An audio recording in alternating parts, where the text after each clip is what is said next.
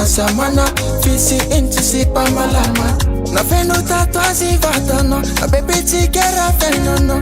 Ankafizo nouveauté, Aneva nasi maneva ndri Famisita mote mankafiza Tande mumil satifa Sambi amtiani fandesa la vida Chimianga mfenu, chimianga mluku Na chimitoviti hana buvinta Patipa wamlela Nula fasana ndruma na fuzungisa Zetiatia now Chimiteru tiatako Samyam shana nyuni shana nouveauté Zetiatia now Chimiteru tiatako Enjoy your life Samyam shana yo Kauta fonte lota mosana kama ngirike vata votisa Olu manga nutsara no varanga manga raja na timikifa Atova tsara zemetana Ena ngatova sava Kwaza varanga manga raja na zemetana Yuchimetana Asami tsara wo Samana lasano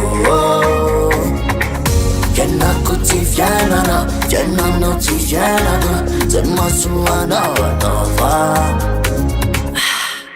Zetiatia now Chimiteru tiatako Samyam shana nyuni shana nouveauté Zetiatia now Chimiteru tiatako Enjoy your life Samyam shana yo Ena ngatova sava Ankafizo Alefa go.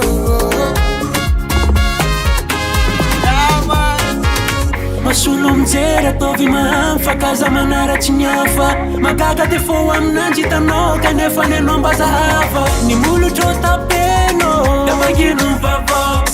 Fiena novimba mande Nenazi basava